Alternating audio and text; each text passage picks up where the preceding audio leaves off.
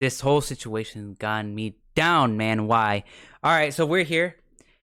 More lefty infighting. Why? Well, Noah Samsen has put out this new video called Solving the Debate Bro Problem. If you don't me, I'm not a debate bro right now. I am trying to get into that section because I would love to have my beliefs tested. I would love to have other people's beliefs tested by me, and hopefully we can have fun doing that. But I haven't debated anybody right now, so I have pretty early in my career, very, very early in my career.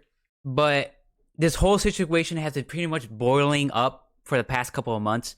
I usually first heard this back late last year, pretty much. And I pretty much just heard it first from video essayists, and they pretty much started this whole civil war against debate bros and pretty much streaming lefties.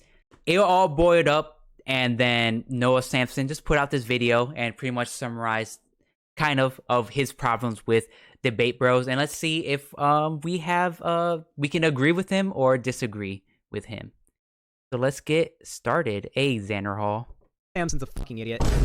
Noah, the coward Noah Samsen, who said that he liked me in a video and then later posted like a minute-long retraction in the following video. I have no problem with black creators getting really big. However, FD signifier is a dumb fuck. What? Bro, what are you talking about, man? Hassan Piker is an idiot. Nobody learns anything new from Hassan. I don't believe that Hassan is capable of defending socialism as a concept. I don't think he understands it enough to defend it as a concept. Fuck you, FD signifier. Fuck you, Noah Samsen. Fuck you, Hassan Piker. Go fuck yourself. Don't be proud that you can't defend your ideas in a debate. Don't proudly exclaim to the online right and everybody watching that the left isn't and shouldn't defend their ideas. I'm sure that Noah Samsen will just end up putting out another video about how debate bros are awful. And with the bisexual lighting and everything like that. Not the bisexual lighting. Hi everyone, welcome back to this television show. I'm Noah Samsen, your host on google.com/youtube.com's best website, my channel. If you've got something that's gross or a little bit weird near you, like a garbage bag full of animal parts or something, get it out of there. Take out the trash. That's my #1 health foods tip of the day for today's day. Warning, warning, alert, alert, red alert, alert, alert. This is not an anti-debate bro video. This video is, and I hope we can improve our online conduct and get better at recognizing white supremacist structures in leftist communities video. It just so happens that in order to do this, we need to use a couple of debate bros as our Caucasian punching bags. But they won't mind. As a matter of fact, they like it. They love it even. They love it when this happens to them, and we love to see it. This video is sponsored by White on White Crime. I'm here to correct the record on some false... I would say, I have watched a couple other Noah Samsen videos, and overall, he doesn't make me laugh every time, but I think he is a pretty decently funny guy. What's going on here. That are being spread around the D-boy zone, and also expand on my own personal criticisms of these spaces. I personally, and you can shit on the top of my head for saying this, but I personally think that people like Vosh have the ability to do a lot of good with their platforms. Teaching young people how to use arguments and rhetoric to push back against their 9 o'clock bedtimes for reasons not unrelated to gaming. Spreading socialism with Discord characteristics across the globe. No, but seriously, I do appreciate what he and other members of the live streaming community do. It's a different skill set that's important to have, and denigrating this community from the outside is... Man, if I could be up there one day, that's one of them. It's gonna be me. It's gonna be me up there one day. The last thing that I want to do. That being said, there are some clear problems with the way that debate spaces operate that will only continue to arise until they are properly addressed. So that's why I'm here. I can fix them. Obviously that's not going to happen, but you know what they say, shoot for the moon, and when the bullet travels back to Earth, you'll kill a teenager in a nearby town. I brought a friend along with me for today's video. Why don't you come on out, buddy? Whoa, hey everybody, it's me. Good Faith Gary. This is Good Faith Gary. Everyone say hello. Howdy, y'all. No, not you. I'm telling them to say hello to you. Oh, my bad. Wait, Gary, aren't you just Clippy from the Windows thing? I don't know who that is. I'm pretty sure you are. Like that animated Microsoft... My name's Gary, so it's on my birth certificate. Okay, well, I've brought Good Faith Gary in to help us out by stepping in if I ever start acting in what debate streamers might deem bad faith. I'm gonna be looking out for any uncharitable, strawman, poisoning of the well style situations. Hopefully this will help. Well, since that's just Noah Samsen, just voice acting Good Faith Gary, I wonder if Good Faith Gary is actually gonna come up and bring up decent points, or he's just gonna be just a little lackey for Noah to make it seem like he actually is being good faith. Keep the dialogue open, because honestly I don't trust myself enough to not be a dick to viewers of debate streamers, even though I used to be one of them. Yeah, you've been on leftist Twitter for a little too long, huh? Right. I'm Good Faith Gary, and I love to engage. Okay, man. Setting up shop in the marketplace of ideas. You can go now, but just ping me if you need to interject, okay? Alrighty. Good faith to you and yours. Anyways, if you're a streamer that's watching this live right now, I forbid you from pausing this video to pick at me like a scab and go me. You're gonna keep this video playing and you're gonna like it. I'm just joking, but if you do need to pause, now would be a great time while I have my Patreon link on the screen. Go refill your nuggies and warm milky and pay me some money, okay? I'm doing God's work. Organized religion moment. I'm like the white Joel Osteen. Why is that in the script? Come on. All right, thanks. Time to go. Fuck you. I've been spending the last month or so working on a couple. Xander Hall.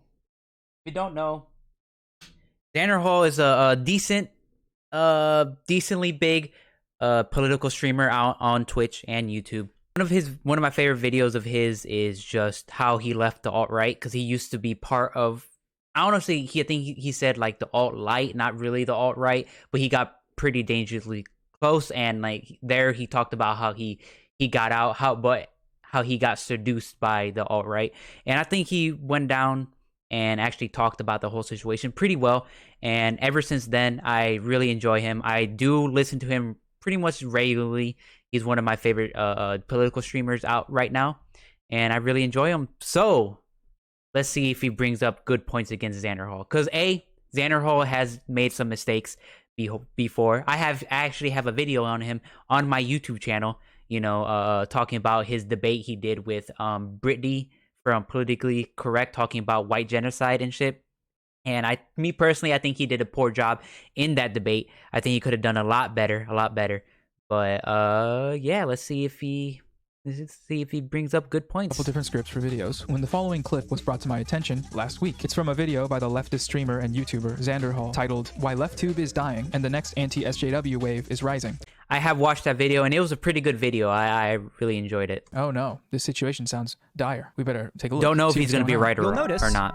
And we talked about this earlier, there are some people online in the political scene right now that are left-wing, that are growing and are doing well. Many of the creators that are really blowing up right now are newer essay, commentary, bisexual lighting YouTubers. Good example of this is Noah Samsen. We just did a segment earlier covering oh hey, that's me. Noah Samsen and how he's actually a dumb fuck. Oh god damn it. That dude is literally gaining 4,000 subs a day right now. And this worries me. I am worried about channels like Noah Samsen Good for Noah and people Samsen. like Hassan blowing up on YouTube because they're stupid and they can't defend their positions. Now here's where I paused the video and thought, Tom Hardy gif from Matt. It is true. Hassan can't really defend his positions. He did all right against the gay Christian conservative guy he had on. He did okay, but he didn't do exceptional. And I feel like if he didn't bash like debating that much, and he was like a bit more into debating, he actually would have done a way better job than he actually did. I don't think he did badly, but I think he could have done a lot better. Mad Max Fury Road. That's bait, right? Has to be. Or maybe it's a performance. Like somebody forced an AI to watch debate streams for a year straight and then had it write a manifesto, and then microwaved Eminem for 20 seconds and had him read it at gunpoint. Can't defend their positions. So I kept watching the video. It's weird how he's dissing Xander Hall for his hair, because his hair is not normally blonde. He said the reason he did that was because one of his moderators was having really bad financial problems, and on his stream he set up like a fundraiser for him or her. I don't really remember the moderator. And one of the things that he wanted to put out was if they got a certain amount of money, then he would bleach his hair blonde. And that's, again, they got the money, and that's the reason why. So it's pretty mean that he's dissing Xander Hall for that, even though he only did it for like a really good reason. Video because, I support small gamers, and that's when I saw this. Xander Hall responds to a message in the chat that mentions several popular black leftist creators by name, some of whom are relatively new to YouTube. Try giving more examples, lol. Progressive/leftist channels by black creators have been getting really big this past year, for example. I'm so glad you brought this up! I'm so glad you brought this up, because some of the examples you list here, I know these people, and they're exactly the problem I'm talking about. These people... Sorry, I have no problem with black creators getting really big. Stop, Noah. Noah, he did not mean it in a racist way. He was just saying these people as just one person, FD signifier. He doesn't like FD signifier because FD signifier is a very anti-debate person. And I try to watch some of his videos. He's all right. I don't dislike him as much as Xan. I do think him hating on debates and debate bros is very cringe. But I watched some of his videos. They're okay, his videos are not for me, I like other people. And For a Man in a Foreign Land, I like some of his videos as well. I like them a bit more than FD Signifier. but he's not really a political guy that much from the ones from the videos I saw for him. But he's better than FD Signifier. I like them more. Big. However, let me check something really quick. FD Signifier is a dumb fuck. I'm sorry, guys. I'm sorry. Okay, so he's definitely doing a little bit of trolling. Why else would someone say something like that about FT Signifier of all people? The final boss of the wise uncles of YouTube.com. If he isn't baiting us for hate clicks here and is just deemed FD Signifier is not that wise. himself the racial arbiter of who's allowed to make left-wing YouTube content, then that's not much better, is it? Nope. Oh, I'm fine with black people coming onto LeftTube. But I have some conditions. Seems pretty weird. Earlier in this stream, Stop. Noah, stop. That's not what he's doing. Xander Hall's not making this a route race. He just says he just doesn't like FD Signifier, and that's it. He didn't bring up race. He didn't bring up anything. Stop trying to make this about race. he goes over how his channel is, well, dying. It's a pretty unfortunate segment, but I assumed at this point him lashing out here had something to do with that. But eventually he gets to a claim of sorts. He's going to be on the screen for a little while, so just a heads up, if a radiation sickness warning shows up on your HUD, you should probably just pause the video and go take a shower. FD Signifier is a dumb fuck. I was iffy on him for a while. He's been shit-talking the debate bro thing for a while now. He's also gone on Twitter and said some dumb fuck shit about, like, BreadTube debate bros and stuff like that. Here's the thing. People like FD Signifier, Noah Samsen, these all have one thing in common. They hate and non-stop shit-talk debate bros. They'll just shit-talk the concept of being a debate bro and claim that debate bros are all toxic assholes who make the left worse. You're starting to see that rhetoric get really popular among the left right now. You guys notice how everyone I meet and interact with in my life ends up calling me an asshole? It's so weird. That rhetoric is getting really popular right now. Whoever's doing that, we gotta stop. Noah. Okay, sorry. Here, let's let him finish making his point. Have you noticed, we're 7 minutes into this video, almost 8 minutes, and Noah has even hinted at making an argument right now. He's just pretty much just, you know, sneak dissing Zan, trying to make him out as a racist. And that's pretty much the best argument he has, which is not even an argument. Do you think that the left online would do better with people like Hassan and Noah Samsen and FD Signifier being the largest figures on it? The types of people who say debate is bad, who literally say debating is bad, people who literally as a concept are against debate and defending your ideas, and they publicly say so. Do you think that this is what we want representing the left? Okay, so Xander Hall says that Hassan, Feek, and I are, as a concept, against debate and defending our ideas, and goes on to conclude that this will inevitably end in a weakening of the online left because... I'm trying to see the online left turn into what it was back during the Gamergate era. One of the biggest common talking points from the right during this era was the left was too afraid to debate and defend their positions. That's why Jordan Peterson and Ben Shapiro blew up so much. It's because they... If you don't know, I was kind of I was very cringe back then. I was definitely old enough to be a part of this. I think Zan is like 2 years older than I am. But yeah, sadly I was watching some of fucking No Bullshit. Sadly, I watched Geeks and Gamers sometimes, and I watched like other garbage people that I find very garbage now, and they're just not good and very fucking stupid, all of them. And a lot of times they did bring up how the left was scared to debate, you know. So Xander Hall is 100% right now. Debated, and they didn't debate well, and they weren't telling the truth. They just debated. Just the fact they were willing to debate gave them more credibility than the left, because nobody on the left wanted to debate. Yes, famously credible intellectuals Jordan Peterson and Ben Shapiro. You must be a biological boy to be a Boy Scout. Noah, he's not even paying attention. Just debate. Because if you hear what Xander Hall says, hear what he says. That's why Jordan Peterson and Ben Shapiro blew up so much. It's because they debated, and they didn't debate well, and they weren't. They didn't debate well. Telling the truth. They didn't tell the truth. Debated. Just the fact they were willing to debate gave them more credibility than the left, because nobody on the left wanted to debate. Yes, famously credible intellect. And he says, yes, famously credible, you know, fucking Ben Shapiro. Like, okay. Like, fucking Noah, you had all this time to make this video and make it fucking super iron tight, yet we're only 8 minutes in and you made so many fucking mistakes at this point. You know, I heard that he took a month to make this video, and so far, dog, you wasted a month of your life.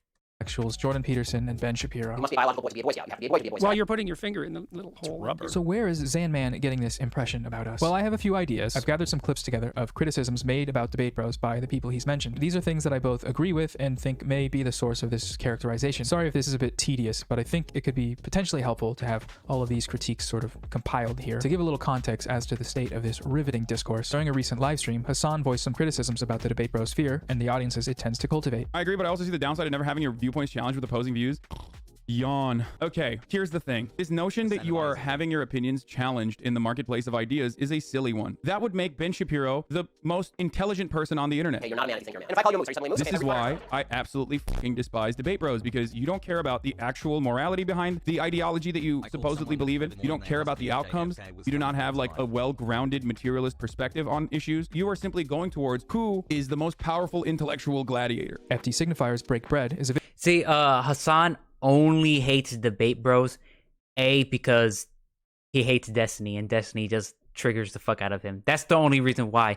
Because if you've seen Hassan's early career, he came up and he was trying to become a Debate Bro. He was trying to become one. Then he's not that good at being that a Debate Bro. And then he fell out with Destiny, and that's the reason why he hates Debate Bros. No other reason other than spite.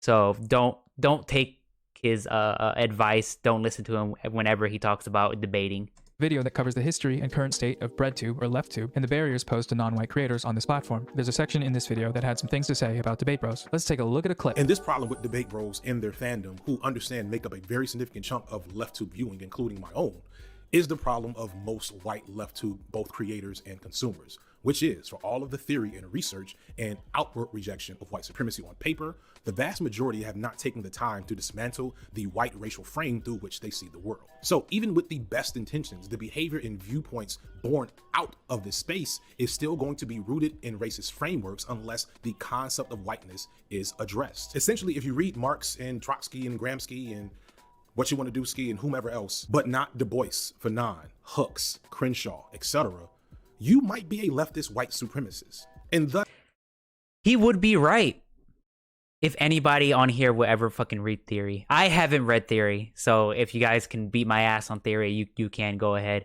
It is pretty boring to read.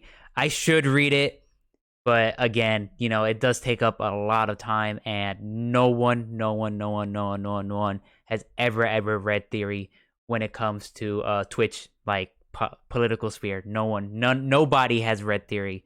So his point would stand, but that's not the case. thus, this colors the nature of leftist content and inadvertently makes things dangerous for the marginalized voices that get caught in the wake of this highly toxic, highly negative energy. If that last part sounded oddly specific, don't worry, we'll get to that. Foreshadowing is a narrative technique when you talk about something and you talk about it again later. My most vocal criticism of Debate Bros came in the follow-up video to my LeftTube guide with a section on Debate Bros. Not gonna lie, I wrote that script in about an hour, so not my cleanest work. I also played some out-of-context clips of Vosh. It was meant to be a joke, but it ended up just being me playing out-of-context clips of Vosh. So to funny because he plays out of context clips of Zan here. The gamer gods, I formally and humbly apologize. To repent for my clip chimping sins, I will be live streaming Dark Souls this week, so make sure to press subscribe and hit that fucking bell, you piece of shit, you little shitworm. But the point of that section was to document some of the problems with Debate Bros that I had missed in my initial video, where I promoted a bunch of people, some of them rather uncritically. My main points were: don't rely on debate streamers as your sole source of information, and don't take anything— That is true. Don't rely on debate streamers. Definitely. You need to read some articles, and you need to listen to other people. You know, just go listen to some fucking video essayists as well. You know, they do a lot. Some of them do definitely put up some really good content. You know, H Bomber guy, very fucking good. Sean, yeah, his videos are really good as well. Thing your gamer of choice says at face value. And these are things that I stand by. They're also particularly relevant to today's video. Now, when Xanderhall takes what we've said here and elevates it to the claim that we are against debate as a concept, well, this is just not true. I'm going to play some clips that refute this point now. Again, incredibly tedious, I apologize, but potentially helpful for context and also to prove that we are coming in good faith when we criticize Debate Bros. Pandering to the good faith gaze, if you will. Here is Hassan from that same segment of his stream where he acknowledges the utility of debate. I'm not saying that, like, there is no value value to responding or learning and recognizing the talking points that right-wingers engage in? Of course there is. People, especially right-wingers in general, love to arm themselves with the same talking points that they're disseminating out of think tanks. Unless you're talking to like a total dumbass right-winger, you're gonna hear some fucking takes that you will hear from Ben Shapiro verbatim. So there is value to learning what those talking points are and understanding why they're fucking stupid. Here is Feek opening the Debate Bro section in Break Bread with... It's not really him talking good about Debate Bro. It's just talking about how you just memorize talking points from the right, which is good, something you definitely need to do. But that's not proving Noah's point at all. Some concessions. And to be fair, if I had it in me to watch the 3 and 4 hour streams of these guys talking and playing video games, I doubt I would have anything negative to say about 95% of what they do on stream. And I understand that when you're talking for that long, you're liable to say some things that maybe you wish you hadn't have said. I don't individually think that these are bad people or even that they need to be ousted from the Not true. Everything I have said is 100% right. Fuck you. left. I think that that very concept of ousting people is part of the problem, really. Look at all that good faith. So much good faith. You're not even gonna believe how much faith is good. But he's not talking about not really Debate Bros. All he's talking about is just don't oust people from the left, which is something I agree with too. So again, those two videos don't even prove his point at all. In there. Good faith all the time. One of the things I hear thrown around the debate zone a lot is the concept of the left having a diversity of tactics. So different styles of content for different audiences, all with the intent of spreading leftism as far and wide as possible. And on a macro lens, the better we are at making this content, the more views it gets, and the wider audiences are cultivated, the better off we will be, because this will mean less people gravitating towards right-wing content and more people learning about socialism. And that all sounds good to me. No notes. I'm so proud of you. Thanks. Okay, well, one note. Is what we do on here an actual political force, or is it entertainment? If so, how can that be quantified? If not, just how much are we overvaluing our utility to society beyond carving out a new consumer demographic of leftist content? If the style of leftism I want to promote is different than your style, and it's a style that you don't like, is this going to be an issue? Are you going to use your large platform to strike me down? Noah, you're vague posting. Are all forms of content equal when it comes to learning? Noah, stop it. So many questions, no answers for now. Okay, that was weird, man. What, have you never heard of the Socratic Method? Oh, okay. Yeah, never mind. I like it. I like that a whole lot. Okay. Ugh, that's so good. All right. I'm a cunt. Briefly, I would like to take a deep dive into an interaction I had recently that I think might be helpful for illustrating some of the problems with online communication, specifically regarding the topic of debate. It's a little detour, but stay with me, okay? I'm gonna get better at writing one day. My ADHD pills are in the mail. So I tweeted this a few weeks ago, saying that basically, I do not think white genocide is something that we should be debating. The long debunked white supremacist talking point about the white population being... You can think it's not worth debating, but the issue is there's a lot of people, scary amounts of people that actually believe that this is true. Being eradicated through immigration. Gary, I need you. Hey, y'all. Explain to them why this tweet is a problem for you and your people over there. Gladly. In the debate sphere, there's a conception of the archetypal Twitter lefty that says things like, human rights aren't up for debate, or it's not my job to educate you. This, in our minds, inhibits the left's ability to argue for concrete policy positions, because if we can't have difficult conversations, we can't solve difficult problems. This might have been what Xander Hall was referencing when he was talking about you being unwilling to debate. This tweet plays into that stereotype and makes you look really dumb. That's me quoting them. I don't think you're dumb. No, I think you're a nice enough guy. Thanks, Gary. Maybe it'll be useful if you just clarify what you meant here. Sure, Gary. Sounds good. As long as racist and fascist and other bad ideas exist, they should be challenged. Whether that's through debate, essays, one-on-one communication, iMessage, Tinder, Hinge, Noah. writing it on the ground in the woods, whatever. Someone pointed out the fact that Tucker... But the issue with that is that video essayists are really good when you already agree with the person that you're watching. Debates is really good when you're trying to make people from the other side of the aisle come to your side. Video essayist is not like the ideal or like the best way you can go against like fascist narratives. Carlson goes on his show every night and uses white genocide rhetoric for hours on end in front of millions of people. That's a good point. It's not like it's not happening. As much as I'd love to be able to say white genocide doesn't exist and be done with it, because it doesn't, I recognize that for other people in different areas of the political spectrum, it's not that simple, especially in the general American population. We still got a lot of work to do getting them caught up. Here's the original image that led me to tweeting this. This image to me is what sociologists might call sussy-wussy. Two white dudes on a live stream titled Debating White Genocide. Racism, is it really that bad? Noah, I can understand why this looks problematic to you, but the thing is, those dudes were actually providing arguments against it. Right. And that's good, right? Yeah. Somebody's got to do it. I suppose that's true. However, Yeah, it's just like, why would you see a picture of Destiny, who is very notorious to debate against white genocide and white supremacists, and then Dylan Burns, who's also well known for doing the same thing, and just looking at those two people and being like, oh, one of them has to believe in white genocide and shit. My disdain for the idea of still having to debate things like white genocide comes from somewhere. Mainly, it comes from the part of me that feels like the real-world significance of de-radicalization by YouTube content has a tendency to be overstated online. Or to put it another way, converting to leftism by consuming debate content can come with certain side effects. You might have had a de-radicalization experience thanks to someone like Vosh or Destiny or even Xanderhall, God help you, and that's great. Seriously, I'm not here to knock on that. The less alt-right, the better. But my concern is that by staying in these spaces, it becomes easy to maintain habits of consumption that can inhibit your ability to recognize the reactionary tendencies that you or the people around you might still hold. Noah, echo chamber characteristics can be found in any online community, right? That's the basis of how they form, by bringing like-minded people together. There will always be issues like the ones that you mentioned. That's true, but the debate bro ozone echo chambers seem to have a uniquely grating effect due to their highly charged environments, massive platforms, and self-appointed status as the gladiators of online anti-fascism. One of the biggest problems back in 2014 and 2016 is there were no lefties online who weren't, you know, insane to say, no, we don't actually believe that all white people are evil and we don't want to do this, and this that you claim we want to do. It wasn't until people like Destiny and Vosh and me and Chud Logic and Demon Mama and just like left-wing debate people came along that argued against those effectively that you really started to see that narrative start to get pushed down. There are a few examples I could use here to illustrate my point, but why don't we start with Xanderhall? Sorry guy, there's a new lol cow in town, and it isn't a feminist gaming journalist this time. It's you. Xander, Alexander Hawley Ocasio-Cortez.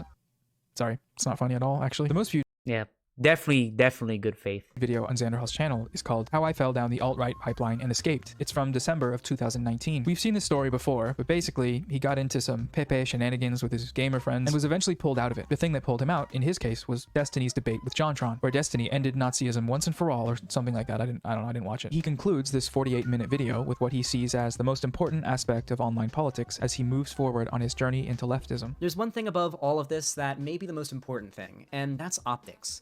I know I'm not just speaking for myself when I say that the stereotype of an SJW is off-putting to most people. Don't let yourself fit into the mold of the straw man that reactionaries have made of us. If we defy their expectations and their stereotypes, they won't know how to counter us. Us leftists, we have facts, statistics, data, and even historical context on our side. If people like us can drown out the loud minority that the right uses to make their hit pieces, they won't have any more material. First of all, what did this person do to you? They look fine. They look good. I want a portable ball sack. Where do you even get that? I love this though. He's like, yeah, you can be a leftist as long as you're not one of those filthy fucking degenerate SJWs. Because That's not what he's saying at all. But the reason why he brings that up is because whenever you talk to a person who's like very like anti-feminist, you know, fucking anti-wokeness, you know, and like more that believes like in the white genocide shit,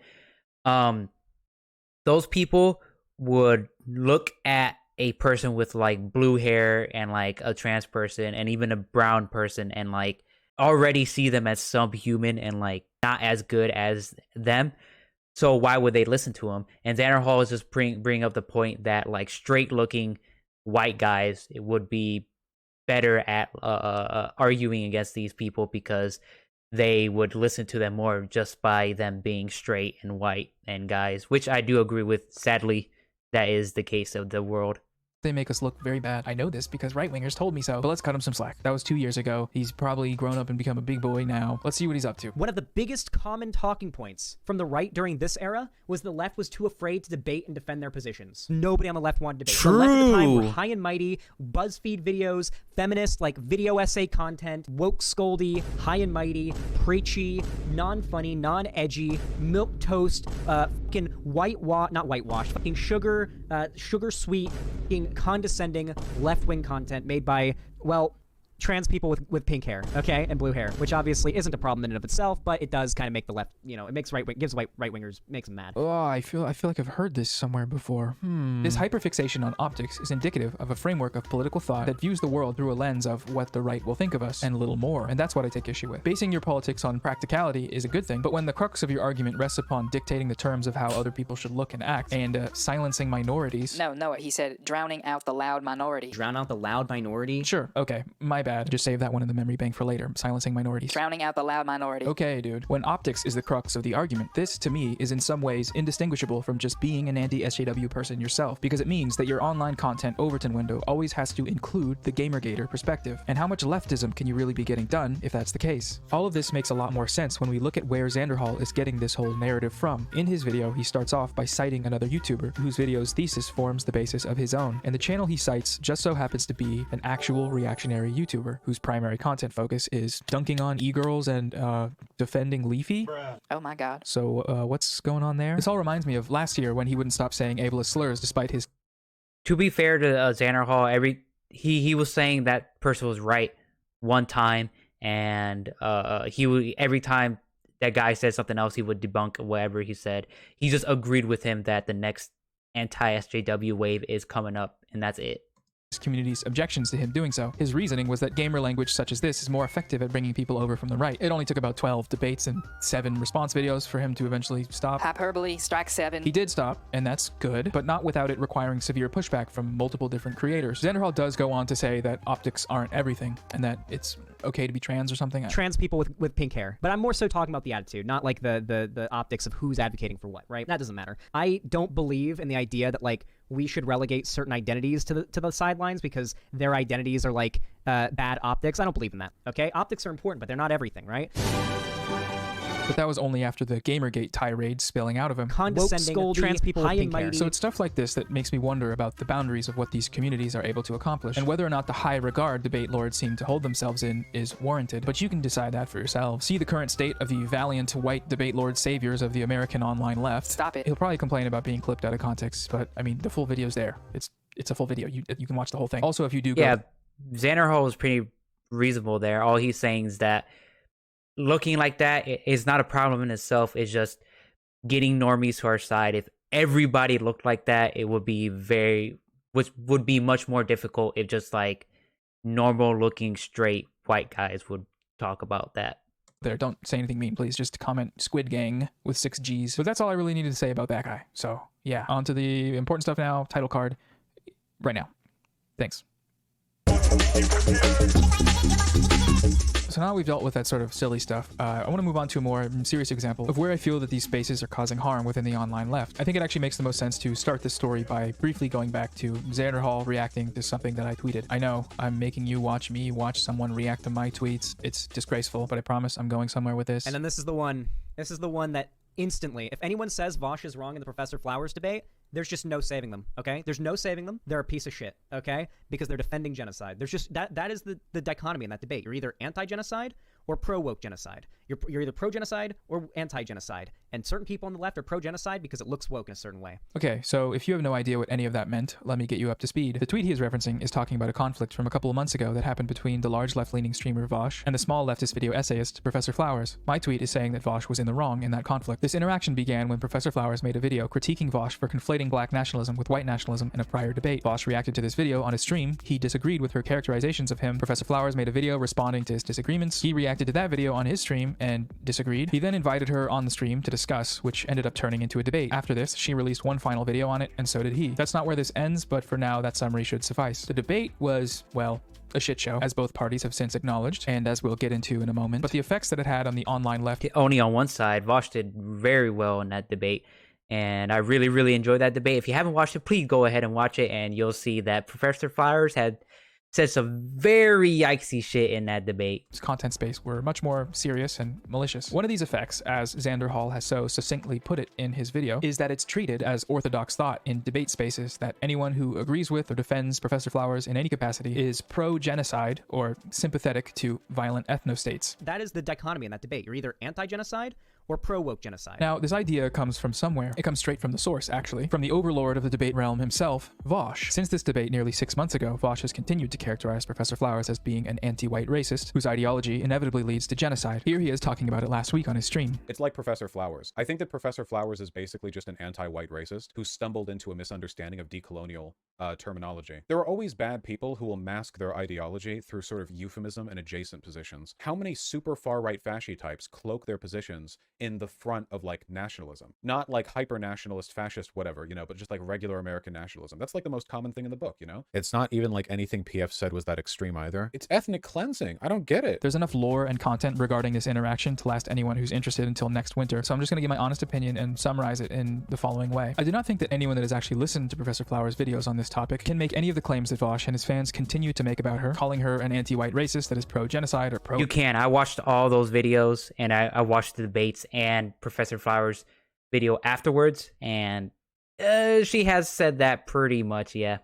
ethnostates is a lie, as it was never the content of her arguments. It was a narrative crafted by the failings of the format of online debate streaming. More on that later. We'll come back to this later. But more importantly, thanks to the means by which this narrative was conceived, with Foch arguing against decolonization and separatism using fear of retribution rhetoric. It's all well and good to talk about living free of your oppressors, but when you break apartheid in South Africa, there are millions of white people living in that country. Like, what do? Do you just like ship them all out? Do you build camps? I mean, there's not really any way to do that without genocide, you know? It has created a hostile space for black creators wanting to discuss issues like black separatism and black nationalism, and this in turn serves to reinforce the racial status quo of LeftTube, which is something that, especially as leftists, we should not be wanting to reinforce. In his retrospective video on the conflict, Foch still fails to meaningfully recognize the distinction between black separatism and white nationalism, which was the main criticism of Professor Flower's original video. Black separatism is essentially just the black version of white nationalism. It's just kind of couched in this, like, a different type of victim rhetoric. The end result tends to lead to ethnic supremacy and ethnostates, and I think that's bad no matter what. Mind you, this is after like half a year of this being explained to him in varying degrees of simplicity, that this comparison between these two different things serves to ignore the historical context of these movements, and comparing it to Nazism is ignorant, to put it lightly. Gary, anything you want to say here, or can I just keep going? Okay, well, I guess on the debate side, we did find Professor Flowers guilty of a few crimes. Okay. First off, racial essentialization. What the fuck is that? It's when you call white people colonizers. It's racist dog whistling. Oh, Jesus fucking Christ. This should be disqualified. That's not what it is. Pretty much is what Good Faith Gary's talking about is racial. What did it call? I forgot what the other word was, but she said all white people, not like just white people. She said every single white person is a colonizer, and she said she wants a minority to kill their colonizers, which would mean kill all white people. So it's pretty bad. From the entire left. The idea that literally just admitting, by colonizer, I'm using it as a dog whistle for white. Okay, give me the timestamp where she said it was okay to call white people colonizers. What? You don't have it, do you? I do actually have it. And it's right over here. I gotta look at my notes real quick. It's her and her heme debate. Let me look this up. Right here. 5:57:10 of this debate right here. Can't even wrap my head around it. I don't know either, because it's not something that indigenous people are really talking about. It's not even a conversation that's on the table. Like, what would happen to mixed people? No, sorry. What I'm saying is Obama a colonizer? You know, that's what I'm asking you. Is like, at what? How white do you have to be a colonizer? It's like such tough questions to ask, right? I think it's like white. Oh, your video. Oh, you're back. Sorry. I think it's like white in passing, where it's like if you can get like the full. There you go. White in passing. You have to be white and white passing in order to be a colonizer. Right there. There you go. There you go, Noah. I got your timestamp right there. Not on hand. Okay, well, no one does because it doesn't exist. But she said I just showed white you. people are colonizers. How is this not an endorsement of Who colonized the world, Gary? Europeans? Okay, and what did Europeans look like? Like you? So, white, right? Yeah, but that doesn't mean it's okay to call white people colonizers. That's racist, hurts our movement, and pushes away potential new leftists. Gary, I already... That stuff is true. However, I find calling white people colonizers pretty funny. I think it's pretty funny. However, it's like the white bad shit. It's on Twitter. Like, it was funny at first, but now since like other people that have been using it that actually hate white people are using like jokes like that, I'm like, we probably shouldn't use those jokes anymore, since people who actually hate white people are actually saying it. But it's also funny because they only talk about white people, even though they wouldn't do that to Chinese people, because the Chinese government is currently colonizing Africa right now. Yet no one calls China and Chinese people colonizers. You shouldn't. You should call the Chinese government colonizers, because that's what they're doing and that's what they are. But they don't do that. They only call white people. So it was a little funny. To explain this, that's not what Professor Flowers was saying. Her point was that colonization is an ongoing process, and choosing to ignore this fact makes it impossible for us to truly reconcile with its legacy. Anyone with a baseline understanding of these issues that saw the debate understood that this was the perspective she was coming from, and that Vosh trying to frame this as somehow being racist against white people was, to use an Among Us term, sus. Why is the context of oppression irrelevant? Why is the context of who has power irrelevant? Because, and I'll say it once more, and this is why you should really check your racism, my friend. White people and colonizers aren't the same group. The people who are white in South Africa are regular humans who live their lives. They are not physical. Colonization is still happening. Like, physical. America. They are, yes, is the still a concept colony. of colonization is happening. You do not then get to attack 6 million ethnic minorities in a country. That's what you're doing. You're taking a sociological problem and making it a race problem, which is, by the way, what conservatives do to black people. In this debate, Bosch employed the argument of the fear of retribution because, as members of the gamer zone tend to do, he was testing the limits of her. Okay, the fear of retribution is a white supremacist talking point that says if you give minorities power, they're going to come back and actually kill all white people off. That's the fear of retribution. It is a white supremacist talking point, and that's not what's going to happen at all. However, if you give that power to Professor Flowers, and if you Professor Flowers gets her way in the world, the retribution would actually happen. The racist part would be that it's not going to happen at all in the world. But if you take that and put it in Professor Flowers' reality and her world, what she wants the world to be, it would actually be a good point, because the minorities there would actually retaliate and kill all the white people, and all those white people, a lot of them will probably be innocent. Just saying. Moral framework using an extreme hypothetical, which is a very normal thing to do. It's one of the most normal things you can do, actually. So you're saying that hypotheticals have no value. What, are you too stupid to understand how they work? The ability to imagine made-up scenarios and argue about them is what distinguishes sentient life from Shut animal. up, dude. No, I don't have a problem with hypotheticals as a concept. I do, however, have a problem with people being framed as endorsing the extreme outcomes of these hypotheticals. It's not even like anything PF said was that extreme either. It's ethnic cleansing. When they never would have argued for them in the first place. Yeah, no shit, they're not going to argue them. If you talk to a white supremacist and they say that they want fucking ethno state, and then you go, oh, you really want an ethno state, how are you gonna get that? And they're gonna be like, oh, we'll peacefully deport all of the minorities and people we don't want. And then you tell them, well, what if they don't want to go that peacefully? They're gonna be like, oh, you're using that hypothetical, I don't want to use that. If you go down their viewpoint and their mind state, that's the road it's gonna lead to. And that's what Vosh was doing to Professor Flowers with using the hypotheticals. That's what she wanted to happen, because that's where her mind state was at, and that's what she wanted. So he's not against hypotheticals. He's just against showing people their true nature and their true colors and their true wants and desires. They've not been brought to the table by Vosh. Because if you dislike hypotheticals, just explain why the hypothetical was not good and just move on.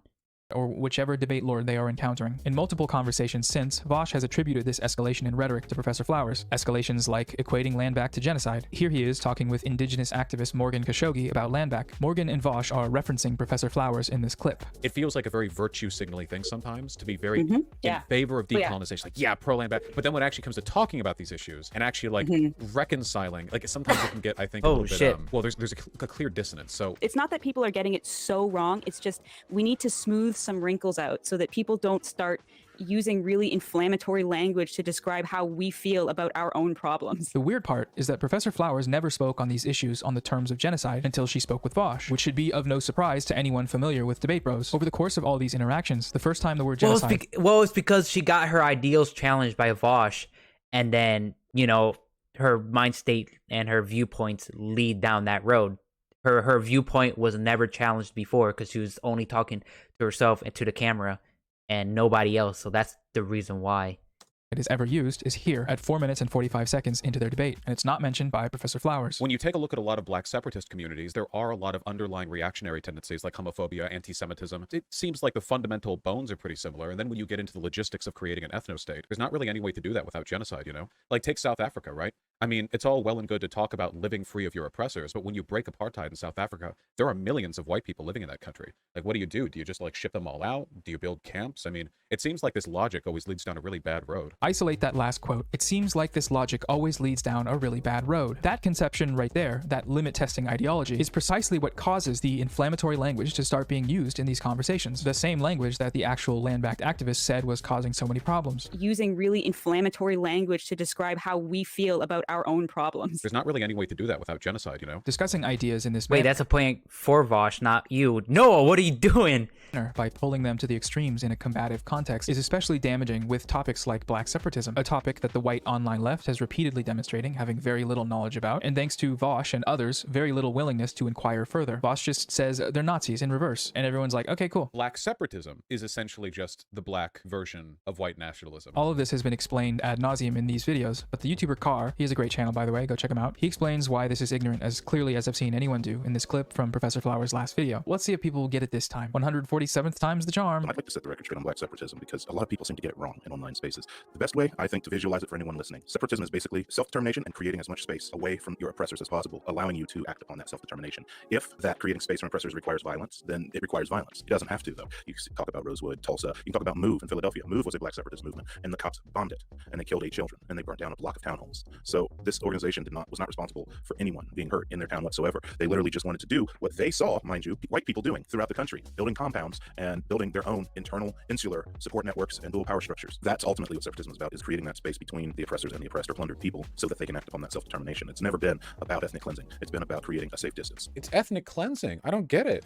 We saw the same problem with hypotheticals arise in Vosh's recent debate with YouTuber Noncompete, where he opposed this hypothetical regarding Jews being overrepresented in banking during the Weimar Republic. Whenever people have been enslaved, if they rise up and use violence to liberate themselves, then that is probably acceptable because they had material conditions in which they... Like the Nazis? Rising up against the Nazis was acceptable, yes. No. After World War I, the Nazis claimed that Jewish bankers were holding the country down. And that was false consciousness because that wasn't actually happening. How can you tell? That was false consciousness. Their ideology was not aligned with reality. How can you tell? Because Jews don't actually control banks in the world. There was a disproportionate number of Jewish control of banks in Germany during the Weimar Republic. All right, Vosh, we're done here. Thank you. Goodbye. This is... That is true. What Vosh said was 100% true. There was a disproportional control by Jewish people of the banks.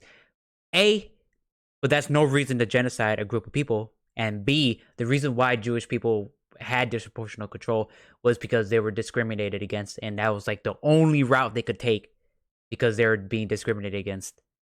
That's all I need to hear. You don't have an ethical... Oh my god. I'd run too if I was him. In case anyone's curious about what's happening there, that guy was actually too stupid to have a conversation with. Oh, Jesus Christ, why did I ever watch this stuff? In response to Noncompete's claim that no, the Jews... You know, you have to be insane and high on so much cope in order to think that Noncompete was ever right in this debate or just look good in this debate. Did not control the banks. Jews don't actually control banks in the world. Vosh responds with, actually, yes, they did. There was a disproportionate number of Jewish control of banks in Germany during the Weimar Republic. All right, Vosh, we're done here. He doubles down on this claim in a follow-up video days later by arguing that this is a statistically accurate reading of history. The critical thing here is that for me saying that there was a disproportionate amount of Jewish control of the banks in the Weimar Republic, a bunch of people online are calling me a Nazi. Like everywhere, it's like a whole meme thing. And the weird thing is, as I understood when going into the debate and then have such looked into and have found that yes, this is the case, there was. The reason Noncompete hung up here wasn't because his ethical system had been exposed or whatever these guys are always talking about. You don't It was. have an ethical... Oh my god. That is actually the reason why he left. But because even engaging with this claim that Jews controlled the banks at any level of historical specificity cedes the entire argument to the fascists. Whether they did or Why is he just making fun of Vosh's hair? not should be irrelevant. The real question is, why would this matter? I'm dropping a quick tactical Zizek nuke here because it's relevant regarding the topic of debates with I heard Zizek Ping, I believe that's his name. It is pretty hard to hear what he's saying because he has a very, very deep accent. Racists and fascists. Why is this false? Because the Nazis here, even if it were to be true, but it wasn't, of course, they lied in the guise of truth. Because the true question is not, is it true what they are claiming about the Jews? The true question is why, in order to sustain their politics, they need this fantasy of the Jew. Why they need this phantasmatic figure of the Jew. And incidentally, it's the same, I think, even today with Iraq. Here I think that many fake leftists fell into the trap of accepting the terms of the debate. The true question is not, is it true what they claim about Saddam? The true question is a totally different one, is what kind of new logic of hegemony, new world order is established in this way and so on and so on. Even to accept these terms and then to argue, you put yourself into a totally idiotic position, you know. When there you have to argue, oh, but it's not so bad, some people nonetheless supported Saddam. That's not our debate, my God. No, I don't think Vosh is an anti-Semite. Noah. No, you had a whole month writing this, recording this, fucking editing this shit, and you couldn't tell that he was actually talking about non-compete, not Vosh here, because Vosh said, yeah, they own a disproportional amount of control of the banks, but that doesn't matter. Non-compete was saying, no, that's all that matters right there. And fucking Zizek was actually, if you actually hear what he's saying, he was agreeing with Vosh, even though this video was probably recorded like before Vosh and non-compete situation. Like he was agreeing with Vosh and arguing against non-compete. Like, what the fuck, Noah? But I wouldn't be terribly upset at anyone who got this impression after seeing Vosh uncritically repeat this false Nazi talking point and then double down on it, or if they'd encountered the legions of Vosh fans spending hours online after the debate arguing that yes, actually the Jews did control the banks before the Holocaust because my favorite streamer said so. It's these sorts of nonsense magic fairy tale. No, because reality said so. They actually did. What the fuck? Did you just not look it up? What? Wonderland hypotheticals that have no use outside of the performative debate context that end up leaving a lasting impression on the internet. These little Vosh freaks flocked to non-compete to call him technically pro-Nazi when their streamer was the one spreading Nazi misinformation. Part of my issue with debate streams is that misinformation like this is so easy to spread, yet so difficult to correct. It's why this video has to be 2 fucking hours long and take weeks of work to make. They stream for 8 hours a day and say shit like this, completely ignoring the real-world complexities of these issues and reducing them to fun little rhetorical games to be used for dunking on other YouTubers. That guy was actually too stupid to have a conversation with. Then all their fans start spreading this shit around the internet uncritically and wonder why people call them Nazis. A bunch of people online are calling me a Nazi. There was a disproportionate number of Jewish control of banks in Germany during the Weimar Republic. This is really weird to me. I've seen an accusation thrown around the internet that Vosh is a Pedialyte drinker because of a number of older clips from his stream where he brings up things like chimichangas, Pedialyte, not unlike the examples we just looked at. Now, Gary, I need you, man. Hey. So straight up, these clips are weird as fuck. So fucking weird. Weird and wrong as arguments. I'm not going to play them because I am hanging on to a single shred of hope that this video will still be able to get monetized. It probably won't though. But Gary? Well, despite Noah's objections to these clips and their apparent sussiness, there isn't anything in them that would merit the claim that Vosh is a Pedialyte drinker. That is a very serious accusation to be making, and to make it without solid proof is dangerous, and we should not normalize doing that. Thanks, man. Okay. So at some point in time, Vosh stopped using these extreme examples involving children in hypotheticals, probably because using them only encouraged people to make these spurious but not out of nowhere accusations against him. So if he understands that handling these sensitive topics carelessly can have negative consequences and has adjusted his behavior accordingly in the past when they've affected him, why can't he do the same for others? As we've seen, the effects are real. Professor Flowers is the target of a harassment campaign spurred on by Vosh with his use. It's funny how this is called a harassment campaign, but as you can see, Vosh liked this. That I don't think that's Professor Flowers because I don't think she would have liked that. So all these, or a lot of these comments are actually underneath Vosh's videos, not Professor Flowers' videos. So she's not seeing any of these. So how is this harassment?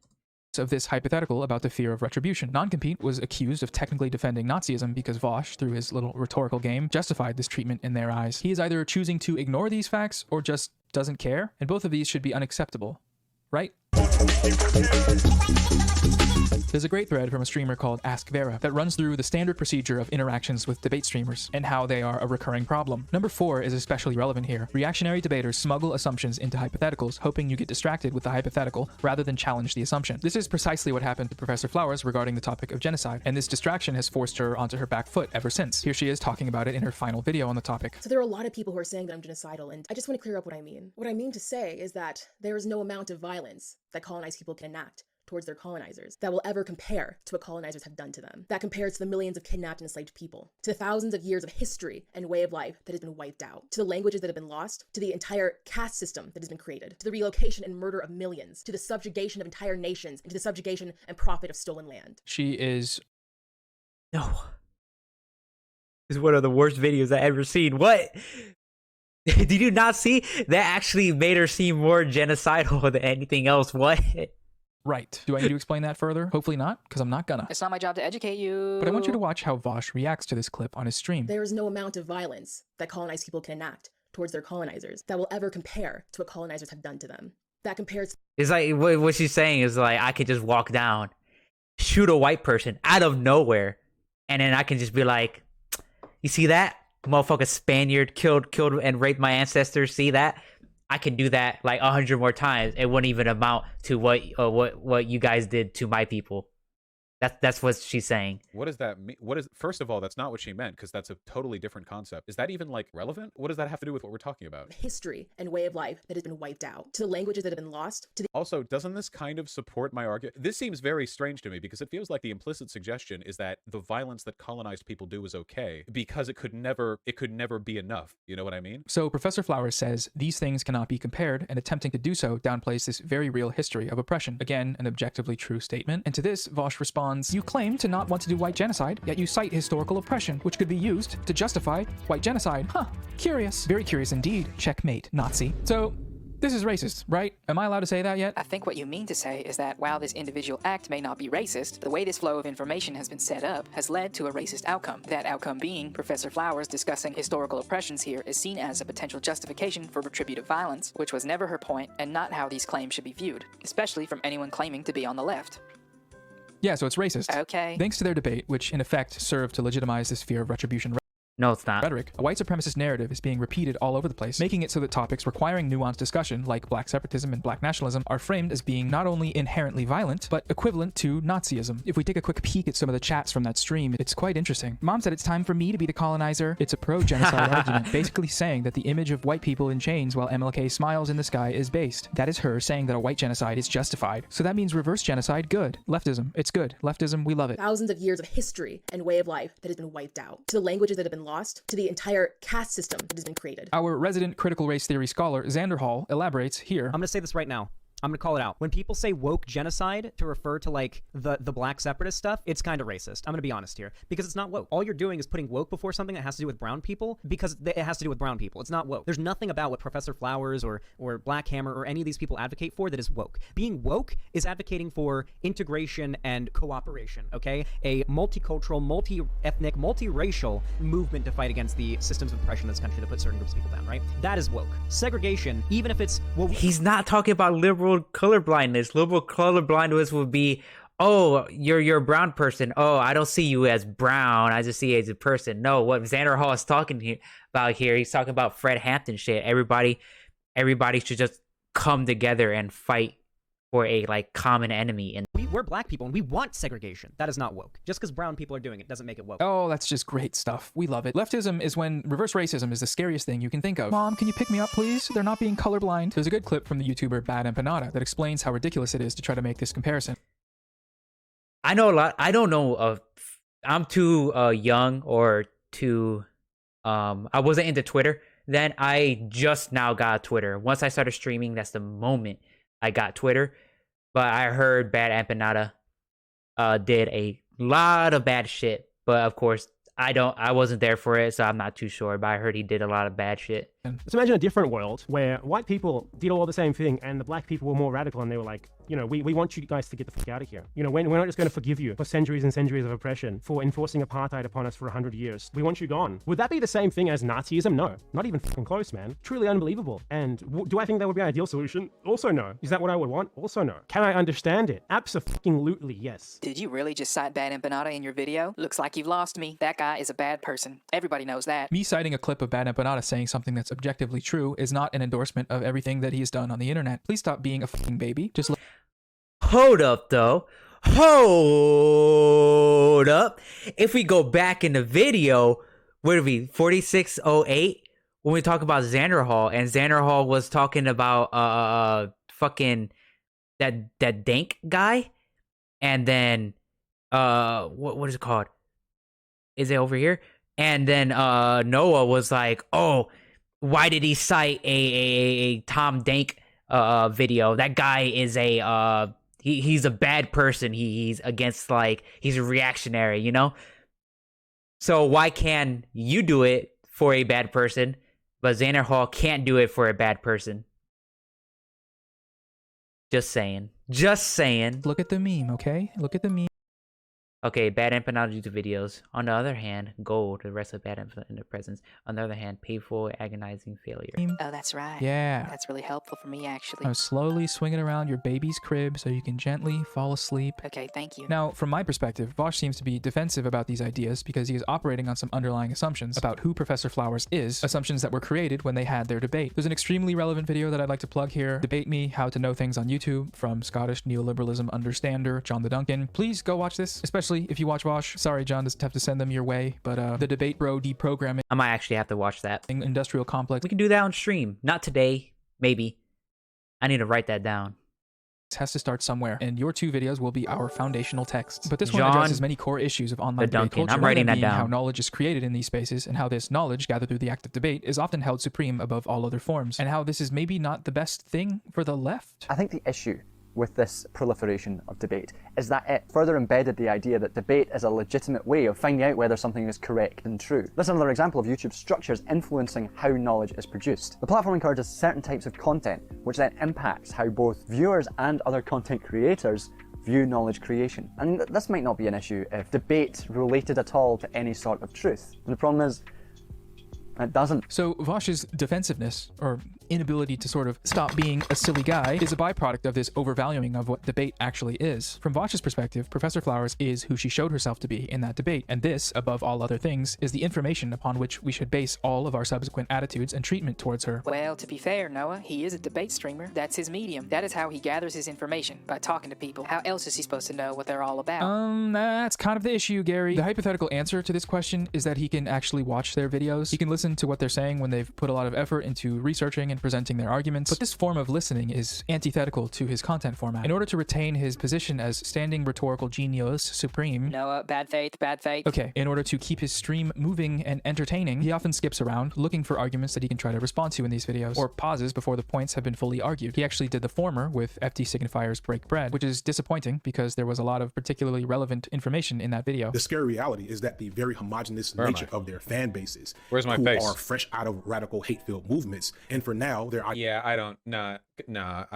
not again, like, this is too generous, but the idea that anyone who does debates are like, oh, it's just sophistry, and like they're not as smart as the video essayists, and they're just like, you know, they just do rhetoric, but they don't really have any real, like, this, like, yeah, no, I don't know. He acknowledges later in that clip that he isn't giving the video a fair shot and says to go watch it, which is good. I'm jumping in on this bit at the end, interpreting every statement as though it applies to me and responding defensively to it. So this is not like a fair representation of the video as a whole. I'd encourage you all to look at the whole video yourselves. But still, this format presents a clear dilemma to our ability to exchange information. This is documented in Professor Flowers' videos, where she shows the way Vosh doesn't ever actually engage with her arguments in an honest manner. Now, for the rest of the stream, Vosh skips over the segment where I talk about nationalism in the context of colonized people and enslaved people versus white nationalism. He also skips the part where I talk about black separatism, black supremacy, and even racism. It's an important part to skip, and unfortunately Vosh doesn't realize that this addresses many of his accusations. Again, those are all linked below. More homework to get through before the next time I post, which at this rate will probably be in like July. So you got plenty of time. Don't procrastinate. Make sure you turn in your FAFSA as well. Don't want to miss out on that big old bag of cash. So if we are choosing to ignore all of that and just rely on debate streams for our information, you can probably see the problem this creates, right? No matter how many times Professor Flowers says that genocide is not and was never something that she nor any land back or decolonization activists were talking about, in Vosh and his audience's mind, she will always be the person in this clip. What do you think of the 6 million white people who live in that country?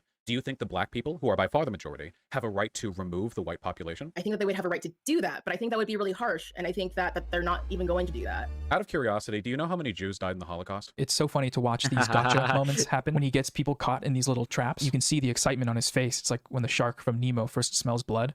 I think that they would have a right to do that, but I think that would be really harsh, and I think that they're not even going to do that. Let's go. Do you know how many Jews died in the Holocaust? So to them, she will always be... That was a good joke. I like that be one. the person that stumbled over the oh-so-simple question of genocide. You're gonna say but? Really? You're gonna say the B word after I just said the G word? Oh, so you want to kill white people then? Okay, I can't believe this. This is so messed up. I'm literally being murdered right now. The problem with these exchanges lacking any sort of nuance was explained perfectly here. I mean, you would come out and say someone is racist, rightfully so, if a white supremacist like walked up and I was like, yeah, you know, black people, you know, they're all right, but you know, they have, you know, a fucking small ass brain and not as good as white people. Like, of course, you'll automatically point out that guy is racist for using like the but and saying like the shit afterwards, of course. So I don't know why he's giving leeway. Indigenous activist Morgan Khashoggi in her conversation with Bosch. In this clip, she is referencing one of the follow-up conversations turned debates that Professor Flowers had with another streamer. One of the ways that I saw that was when Dr. Heemdout had said, well, you know, I'm an immigrant and I believe that everybody has a right to live where they live, which is an idea that I agree with. So he says, well, why can't I just live where I live? And Professor Flowers says, well, because you're living on stolen land, and that land is still stolen. And that's also true. Both of these opinions are valid opinions to have, but neither of them fully encapsulate the nuance of what it is to be an Indigenous person repping the land back movement. Okay, fantastic. Great point, Morgan. Pitting two perspectives against one another in order to find a victor is probably bad if we want to learn anything about these multifaceted issues. I wonder why people are doing that. You do not then get to attack 6 million ethnic minorities in a country. That's what you're doing. Me, when someone tells me that my entire online presence creates an irredeemable intellectual vacuum.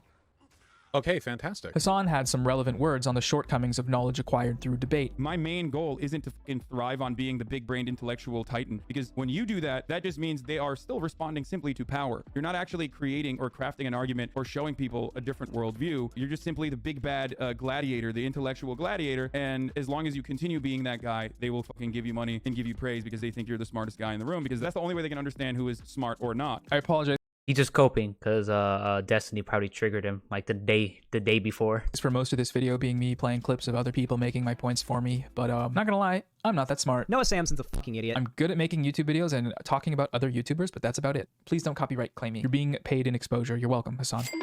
But this is what people mean when they talk about how debate streams are all about winning and domination. Vosh beat Professor Flowers in this debate. He won. He proved to the cheering Coliseum crowd that she is the bad, dumb lady, and he is the good, smart guy. That's how it will exist in his mind and the minds of his audience of hundreds of thousands of people until, well, forever, it seems like. Far smarter people than me have tried to explain why this shit is ridiculous and reinforces white supremacy online, but none have prevailed. The debate zone might just be an impenetrable bubble of stupidity. Hey. Okay, that one was a bit harsh. Thank you. The debate zone is definitely not an impenetrable bubble of stupidity.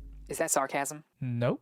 All right, carry on. I've seen that Vosh is capable of having fruitful conversations with other leftists in the past. One great example is his talk with YouTuber and anarchist history PhD haver Zoe Baker in late 2020. Despite their ideological differences, they shared both of their perspectives on political strategy in a non-combative manner and were able to move forward with a better understanding of each other's views. But when it comes to talking with other leftists about issues he lacks perspective on, it mostly goes like this. What an asshole. Or like this. Are you listening to a word that I'm saying? Or this. That guy was actually too stupid to have a conversation with. Or this. I'm starting to wonder if you're educated enough to have this conversation. In before you say I'm clip chimping, cope and seethe, liberals. No, I'm just kidding. I don't say shit like that in real life. All of those full conversations are linked below. Go watch them and see if you can identify where and why they went wrong. Hint, hint, hint, hint, hint. Here is a clip of Vosh. Well, the Professor Flowers one, that's the one I remember. It went wrong because of the shit she was saying and the shit that she wanted and what her views, with the road, her views went down. So it was on her. That one was on her. I think I've seen the other ones, but it's been a long time, so I can't remember. Vosh talking about how he views these types of conversations that I think is very telling. I'm going to put it this way, okay? I've talked to a decent number of lefty video essayists who disagree with me, and not one of them has come out looking good. You guys understand that, right? Like, the times we've talked with the video essayists when they come to disagree, like, this is not like I'm blinded by their intellect when they come over here. This is a very aesthetic obsession, the idea that, like, oh, video essayists are smart because they have scripts. Once again, he is implicitly reinforcing the idea that the gamer's marketplace of ideas is some supreme form of knowledge creation, and anyone who can't hang with his rhetoric must be too stupid to have a conversation with. He follows that up by saying this. Well, you know what? What I do isn't easy. I don't have a script, and I never think about anything that I do. It's all just off the cuff, okay? I don't have any brain at all. This is just reflex. I'm not even thinking about what I say. Okay, so he's joking here, and I really do appreciate Vosh's sense of humor. But where's the lie, though? Like, I'm not saying he has no brain. I'm saying it would be awesome if he took this "I'm just a dumb streamer, no thoughts, head empty" approach. And Wait, that's not what he said. What he said was that he's going ultra instinct mode. You know, he was just his reflexes was coming out instead of he didn't really have to use his brain. It's just reflexes. So he's just clearly not hearing Vosh. What the fuck? Operated as if he understood that. So in a word, humility. But it's so strange how he can acknowledge this here in a joke. I don't have any brain at all. While simultaneously citing his rhetoric as being the peak of online intellectualism. Not one of them has come out looking good. Being open to where your gaps in knowledge are makes things better for everyone involved in interactions. But most of the time, he does the exact opposite of that, and it can be hard to watch. I'm starting to wonder if you're educated enough to have this conversation. And so, because of all of this, Professor Flowers now exists as a character in the debate bro canon. And also funny, something I just remembered now. The first 10 seconds of the debate, fucking Professor Flowers came in super bad faith and super uncharitable. The first thing she ever said was, "Oh, I made these brownies so you can have some brownie points." Like, she just came in like fucking angry already from the start. Not really. You can easily see she didn't really want to have this conversation. So, yeah. Crazy black separatist lady that hates white people and loves genocide, and any and all subsequent harassment and content made at her expense is therefore totally justified under the pretense that, well, we saw her true colors in that debate, so she deserves it. Bad, bad, bad, very bad, very bad, bad. Whenever Vosh hears people describe what he does as enabling harassment, he responds with this. You know, there's a whole narrative about my community harassing people, but in spite of nearly 3 years of trying to track down the people actually doing this, I've yet to be provided a single piece of evidence of it actually happening. Usually the initial claim is some very severe, Vosh community, harassing, like really bad stuff, right? But then I get some screenshots, and it's usually people just being kind of mean, which I'm fine with. I don't have a problem with people being mean to people I don't like. Okay, if you deliberately mischaracterize someone as being in favor of ethnostates and genocide, it's ethnic cleansing to your massive audience, how on earth does this not enable harassment? Like, he's convinced hundreds of thousands of people that literal Hitler is on Twitter, and you can tweet at them. And not only that, but you should, because, he's fine with his fans being mean to people he doesn't like. It's as if he's deliberately trying to miss the point of why what he does is a problem. The response... What I think Vosh means by harassment, I think in his terms would be attacking someone for characteristics that they can't change, like racism, sexism, and like transphobia and homophobia and shit like that. And I think he just, again, like he says, it's fine if you just go up there and be like, "Yo, you're stupid. You don't really think of your ideas that much." Other people call that harassment, but Vosh wouldn't call that harassment. He would just say that they're just being mean. Response here is especially bizarre if we watch how non-compete brought this issue to his attention right before that last clip of Vosh's denial. What I've noticed, and a lot of people have noticed, is a pattern where whenever you talk about somebody who is, shall we say, marginalized, black or trans or person of color, that there's a tendency for those people to receive a lot of kind of like after effect collateral damage in terms of harassment, threats, and other kinds of disturbing attacks like that. Now, I've seen it happen with Luna because I'm married to her. We spend all of our time together. I monitor, I help her administrate her comments and that sort of thing. And I also know other people who have shown me similar results. So I guess my first question is, are you aware of that, or would you deny that that's something that happens? I think I'd mostly deny it. Non-compete is being pretty reasonable here, right? Just trying to draw attention to a problem that he's seen firsthand that's actively harming marginalized people. That's directly correlated with Vosh's actions. And Vosh is just like, nope, not me, not my problem. None of this is my responsibility. Am I overstepping by saying that this is bad? Bad, bad, bad, very bad. Okay, so in order to like attack Vosh on this, or to get Vosh to like go and like look at your point, all he wants is some evidence of that, and no one has been able to provide him evidence. All people are saying that his community is being bad and is like causing harassment and is like committing harassment or whatever the fuck. And all he's saying is just, all right, I want some evidence of it, and if you bring me the evidence and I see that it is harassment, I will ban them right away. But no one's giving him that evidence, so he's just saying it's not my problem then if you're not going to give me the evidence. Very bad. Related to the issue of the nature of harassment from these spaces is their crusade against identity politics. On multiple occasions, the first thing that comes to Vosh's mind as potential motivation for people wanting to defend Professor Flowers is that they are doing so because she's black, or caving to identity politics. There are a bunch of directions you can go in this. I do think a lot of people on the left are just castrated whiteys or whatever, who just refuse to disagree with women of color. I can only see this same pattern so many times, where like some woman comes out with some insane shit and people defend them or whatever. This is what Xander Hall references when he calls supporting Professor Flowers wanting to look woke. We're black people and we want segregation. That is not woke. Amazing stuff that we're dealing with here. It's just really strange to me that this is the first and seemingly only reason that they could think of as to why people would want to side with her. And not that maybe in her videos she made good points that were well researched and provided more information on these topics than anything that could have ever come from that nightmare of a debate. Points that, had they actually listened to, would have answered all of their stupid fucking questions. Hey now. Perfectly valid inquiries. Okay. But I guess actually listening to her would mean no more content for them, so never mind. Hey. I mean, their content is heavily reliant on drama, and miscommunications can feed into drama, so listening and understanding are both actively discouraged in this online debate space, and that's something which we should try to change. Better. By putting all debate streamers in prison. God damn it. That's satire, by the way. Abolish the prison industrial complex.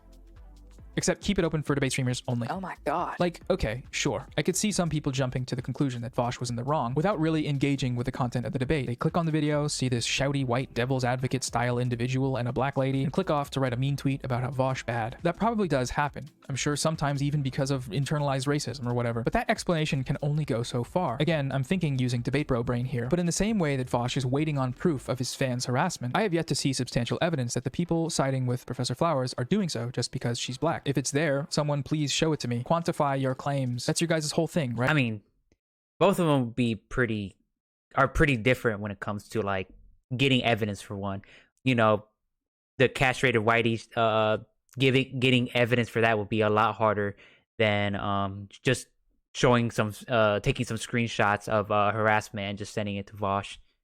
Right? Until that happens, though, it seems like a huge leap in logic to be making, especially given the content of her responses. And it strikes me as, at least ostensibly, quite racist, especially when, thanks to Vosh, this whole anti-identity politics crusade is being waged by leftists all across the internet, in places where it has no right to be. For example, on January 9th, I tweeted this screenshot of one of Vosh's YouTube videos, where he reviews an introductory lesson on dialectical materialism from Vietnamese communist YouTuber Luna Oi. His video is titled, "This is the stupidest tanky video I have ever seen. Brain damage suffered." The point of my tweet was to say that this title was unnecessarily inflammatory, especially given the content of the video, which is a point that I stand by. But take a moment to look at the reply to my tweet. Is there an actual problem here, or are we just gallantly coming to the rescue of the helpless and vulnerable female POC? Like, yep, you got it. That's the only reason. It couldn't possibly be because he called a benign theory video brain damage inducing. You are so smart. I must be one of those circumcised whites or whatever Vosh called them. Castrated whiteys. Here's another exchange from this week. A Vosh fan tweets, "Professor Flowers advocated for allowing genocide on colonizers." Someone replies, "No, she didn't, because she didn't." This person then responds with, "Anytime any person of color says anything remotely disagreeable, we're supposed to shut up?" Nope, no one is saying that. Literally no one is saying that. You are just saying that out of nowhere. And I think Professor Flowers had said that as well, because I think that's a big reason why she doesn't want Vosh to talk about it, was because she doesn't want white people to talk about racial issues. Kind of racist, man, not gonna lie. In these people's minds, whenever someone defends a person of color that disagrees with Vosh, they're obviously only doing it because they want to look woke or score points with those Twitter tankies or doing self-loathing crimes or whatever. Because why else would they disagree with Vosh? The possibility that he can be wrong doesn't seem to cross their minds. You can see this response in his chat anytime anyone mentions that someone is of racialized or marginalized status. Inpol. Vosh and his orbiters have made it a part of the brand to value argument over identity. And while that concept on its face isn't a bad thing, it has clearly grown into a problem where the automatic tendency of his viewers is to write off the perspectives of marginalized communities, not in spite of their race, but because of it. So my call to action— That's not true. They just write it off because some people bring it up, and if they make a bad point, they're like, oh, but you're supposed to give them some leeway because they're black or brown. So you're just doing so what he's doing is the discrimination of low expectations, which of itself is pretty racist. What Vosh's community is doing, just saying, I will listen to the arguments. I don't care who it is for. If the argument is good, then it's good. If the argument is bad, then it's bad. Is please deprogram whatever it is in your brain that makes you say shit like this before even reading what anyone is saying. Thanks. Also stop watching debate streams. Okay, thanks. Bye. So I've said most of what I feel like I've needed to say, but I want to take a moment to look at something I found that was interesting to me at the end of Vosh's stream segment. In this clip, Vosh is frustrated by the online left's apparent failings in who they choose to support. It's a long clip, so it's just a long clip. It's just a long clip. That's just a long clip. The thing that really weirds me out, and like I hope this doesn't get misinterpreted, but like I follow a lot of small lefty YouTubers and streamers. Like I try to pay attention to like smaller communities so that I don't get too in my head. And there are so many awesome like POC creators who get like no attention, And then it feels like the ones that the online left always jumps to support are the worst ones, It's really weird. Like I very rarely see like these big like jumps to the support of like the cool ones, not even people in my orbit or whatever, just generally cool creators. Like how many times has this happened? Mel, Luna, Professor Flowers, stuff like that. It feels like whenever the jump happens, I don't know how much of this is like performative self-hatred or what. The three people that Vosh mentions the online left wrongfully jumping to defend are Professor Flowers, Luna Oi, and Chaos Ismel. There's a common factor between the three of them that I don't believe he recognized here. It's not just that the three of them are small POC creators and online figures, it's that all of their most visible online moments have been fights with Vosh. They've debated him or critiqued him in videos, on Twitter, or live on stream. They have challenged his standing in the space in one way or another. And whether or not you personally agree with their positions or or ideas, leftists jumping to defend them surely can't all be doing so because they want to look woke, right? Like, go watch any of these videos and come back and tell me if you don't find any issues with the way he conducts himself. Online interactions are complicated, yes, and Vosh can't be blamed for everything that goes wrong with them, but it's just dishonest to act like there's no pattern here. And so you might notice that based on how he has framed this phenomenon, with Luna, Mel, and Professor Flowers being the online left's non-white false prophets, something else is implied. In the same way that they are all connected by having challenged Vosh, the small POC creators are connected by not doing that. I don't mean to suggest that this is intentional, that they're playing nice for a host or a raid or whatever, but this still begs the question. If any of them were to end up fighting with Vosh on the big stage, as Professor Flowers, Luna Oi, and Mel did, and have it go the way these interactions went, would he still hold them in the same regard? If the online left jumped to defend them, would it be another case of the idpol Twitter lefties conspiring against him? Would they then become the worst ones? The worst ones. The irony here is that when someone in the chat asks him for the actual names of the smaller, underappreciated POC creators he's talking about, this is how he responds. Want to name some of the cool ones you're thinking of? I should do a list. I'll do a list. I'll do a list sometime. I could pull that together. I need to find a way to access my old Twitch stuff though, because my Twitch account got deleted. You know, so he doesn't mention them. This is actually a good point by Noah. The first and only good point about Noah so far, but that's true. Vosh, where's that list? And I better see myself on that list. Get my followers up. If you're watching this right now, go and message Vosh. Yo, am I right? It's streaming. He's a small, very, very tiny Twitch, person. Streamer. And he's very based. And just write him down on your notes, as being one of the cool people of color that you should go and follow and subscribe to. So we got to get Vosh to do that. For the rest of that video. This isn't meant to be a gotcha. This is firstly to say, Vosh, if you're watching this right now on stream, have you made the list yet? If not, you now have my permission to pause and do that, and then share it with your stream, and refill your nuggies, and pay me some money. Seriously. Cash. I need cash. Gimme. But more importantly, I feel like this is another more subtle example of the way white supremacy operates online. Vosh says that he enjoys all these POC creators' work as a counterpoint to dunk on the people that disagree with him. But when it comes time to actually do the thing that would help them the most, he fails. This might seem like a trivial thing, and perhaps he has mentioned them on his stream before. I don't know, I can't watch every minute of every one. But they aren't mentioned here when there's a perfect opportunity to do so. And I don't think it's reading too far into it to say that this might say something about his understanding of the space. If you truly recognize how much more difficult it is to make it as a content creator when you're not white, from the racially biased algorithm to the majority white audience demographics to the material. That's true. That's still true. You got to work twice as hard to go half as far. It's sad. And it sucks, though. It sucks. But when you make it there, damn. That means I'm better than everybody, boy. Everybody. Conditions necessary to enable you to even attempt creating content in the first place, then you should be taking every opportunity to fight against these forces, especially when you get an easy alley-oop like that from your chat. This sort of built-in racial gatekeeping of LeftTube by Vosh and others is something that I don't think gets talked about enough. They have deemed this their movement, and in order to be a part of it, you have to play by their rules. If you don't, you're going to end up fighting a tidal wave of debate bros in your Twitter mentions and comment sections for the entirety of your potentially short-lived career. This is not good or healthy or inclusive. Speaking of which, at the beginning when Xander Hall responds to that comment about black creators, he also doesn't actually even read that list. He saw the name of a black creator he doesn't like and then started foaming at the fucking mouth. I'm so glad you brought this up! Just leftist things. The names on that list were Khadija Umbo, FD Signifier, Shanspear, Foreign Man in a Foreign Land, Yara Zaid, and T Noir. You're probably already subscribed to most of the people on that list, seeing as there were like 3 times my size. I think I only know 2 people. Yeah, FD Signifier and Foreign Man in a Foreign Land. Those 2 are the only ones I know. And T Noir. You're probably already subscribed to most of the people on that list, seeing as there were like 3 times my size. But I do want to give a special shout out to Foreign. He's genuinely one of the funniest people on here. And if you're not subbed to him, well. If you haven't, also another person that I really enjoy, a POC creator. He's also a video leftist. I really like him. A video essayist. I don't know if he's a leftist though. This man's right here. He put out a new video. We might watch that on stream. But yeah, I really, really like him. His humor goes with me, and I love his content, and I really like his information that it's put on his videos. And I really like him. I really, really enjoy him. So if you don't know who he is, please subscribe to him. I really enjoy him, and his videos are fucking based as shit.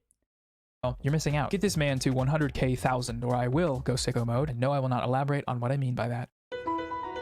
Also, Foreign and I will be doing a music jam session live stream this weekend, 11 a.m. Pacific time. Be there or be cringe. With this last point, I should be very clear that this problem is not unique to Vosh or even Debate Bros. As a matter of fact, in this video here, where lefty streamer Shark300 talks with FT Signifier about Break Bread, Shark mentions that he's only ever been promoted by a video essayist once. This is in contrast with the numerous times that the streaming community has promoted him. People like Lance from The Surfs or The Humanist Report, and even some of our Debate Bro besties like Xander Hall and Vosh. This problem is much bigger than any individual or group, let alone any faction of the online left content creation space. But I don't think it hurts to start by... Well, maybe it's because video essayists will probably promote other video essayists, and fucking debate streamers and streamers in general would, you know, promote other streamers, you know, so it's just that whole circle. It should probably break, you know, it should help everybody, like, in the leftist sphere.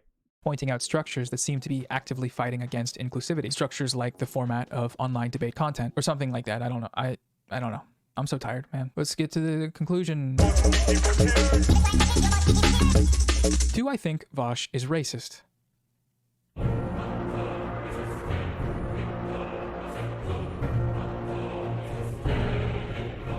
There's only one right answer to this, and it's very easy.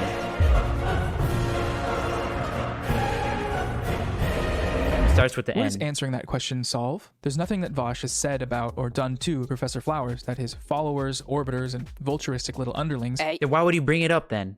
If you're not going to answer the question, why even bring it up? Don't be a dick. Most of whom are self-described leftists, haven't been ready to accept more or less at face value and then spread across the internet. The fact that this was able to happen with Communist so little Slayer pushback in a 93, space that thank you considers for the itself follow. left I should be very much concerning to all of appreciate us. it, man. No amount of charity streams, Shapiro dunks, or leftist creator platform growth will make up for the fact that white supremacy is the default. It is the status quo, and unless we are challenging it in all places and at all times, then we are playing a role in sustaining it. After the Professor Flowers debate, Vosh brought on the indigenous activist Morgan Khashoggi to talk about land back, a conversation which I've mentioned throughout this video. It is an objectively good thing that he did this, as she was able to educate him and his audience about that movement. But the thing is, this only happened as a direct response to the Professor Flowers debate. The upload came days after the debate and served primarily to reinforce to himself and his audience that he had won. If you think I'm being cynical there, then I would just ask you this. Why is that conversation the first and only time he's ever spoken with an indigenous activist on his stream, and only one of the 2 videos out of the 1,241 that he's posted on his channel? That is a lie. He's done more. If you Vosh talked about this, and he has done more.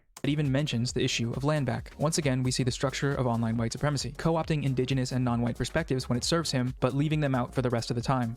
I don't see what's happened here. Well, to be fair, he has to talk about a lot of other issues as well, not just specifically that. You know, he talks about, you know, other shit that's going on in the United States. Being the product of malicious actions of individuals. And in the Rather, I world. would define the source as a flawed system of knowledge creation, upheld by individuals who are unable to recognize those flaws due to their own unchallenged biases, homogenous environments, and stagnant consumption habits. Only one of those definitions allows us to actually address the problem. Well, there's probably other ways, but that last one sounded good when I wrote it and sounded horrible when I said it out loud. With that being said, stop watching debate content. Seriously, just stop. I was going to add the caveat that Stop watching video essayists, except for T1J. He's really good. Stop watching Noah. It's okay to do if you're doing it strictly for entertainment purposes. But even then, if you're doing that, you're supporting a system that encourages individualistic domination and has repeatedly resulted in the sustained harassment of racialized creators. Id poll. I know you're not going to listen, and that's fine, but that is my final prescription on the matter. If you don't want to do that, though, then at the very least, it's probably a good idea that you follow and listen to more non-white, non-Western creators, especially if people like Vosh are talking about them like this. How many people do I know? More non-white, non-Western. I know Hakeem. I really like some of his videos, but overall as a person, I'm like, I don't really care for him that much. Lunoy, I know. I haven't really watched any of her videos. I don't care for her. And FD Signifier, I don't care for him at all. And I think that's it. I heard of St. Andrew-ism because he debated Vosh. And that's it. That's all I know. I don't know any of the other people. But a lot of these people are very small, like especially... what's her name? Anasia's library. Shit, So Bunny is very small too. Super fucking small. She's bigger than me, you know, but she is pretty small. And yeah. and creators, especially if people like Vosh are talking about them like this. I'm starting to wonder if you're educated enough to have this conversation. That's a good sign that maybe something is missing from the analysis. Perhaps a perspective. Sorry for the id poll. Sorry for existing. But also I should be clear that coming into non-debate spaces with debate bro brain can cause issues. So I'm sentencing you all to a mandatory 3-month period of viewing this content without interacting before you jump into any comment sections in devil's advocate mode. I mentioned this video before, but I want to highlight this again because it's an example of a way that creators can be a part of the solution. The streamer Shark300 has a video on his channel where, after criticizing FD's Break Bread live. Yeah, watch Shark. Shark is fucking based. I think there's 3 people to me who I have like gotten like so much influence and has influenced me to start doing this. Shark is definitely top 3 of them. I love Shark. I still watch him to this day. You guys might see me in the comments, you know. Am I right? You might see me in the comments sometimes.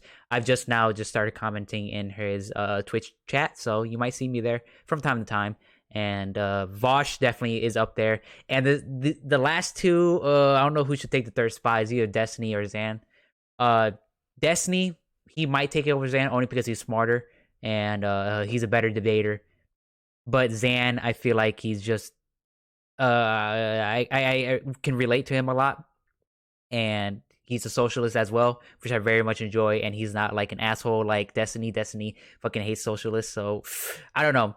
They could switch both of them, but yeah. But Shark and Vosh are definitely staying 1 and 2. Live on his stream, FD showed up in the chat and asked if he could call in to discuss, and they ended up talking it out, and it turned into a really good conversation. They were able to find some common ground and better understand the perspective of either side of the debate essayist rift. Now, this isn't always a possibility. Some environments are more hostile than others, but whenever stuff like this happens, it shows me that this problem is not terminal. There are good people on here trying their best to learn and understand each other, and that gives me hope. I would like to foster a space where we can all grow and share ideas and perspectives, and I think it's possible, but debate content is antithetical to this goal if it is being taken as a serious form of inquiry, which it clearly is by many. So stop it.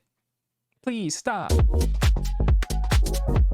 I haven't talked about this publicly anywhere, but one of the things that started all of this was when I posted my LeftTube guide. In that video, I promoted both Professor Flowers and Vosh because I liked both of their content. And when it blew up, Vosh fans ended up reaching her channel and her Twitter, where she had criticized them before, and I think that's partly what prompted her first response video. So I've watched all of this happen with one foot on either side of the divide, having a new influx of viewers and supporters, many of whom were Vosh fans, while simultaneously watching what they were doing and how it was hurting people. I was a small content creator, still not that confident in my ability to articulate why what was happening bothered me so much. I've attempted this script roughly once a month since September, but I was never able to find the right words or had what I felt like was the right opportunity. But then Xander Hall went and said that dumb shit. Noah Samsen's a fucking idiot. And I'm glad he did, because it kicked my repression brain back into gear to be able to make this. And it's especially funny. I'm glad he did because it made Noah super fucking spiteful, as you can see throughout this whole video.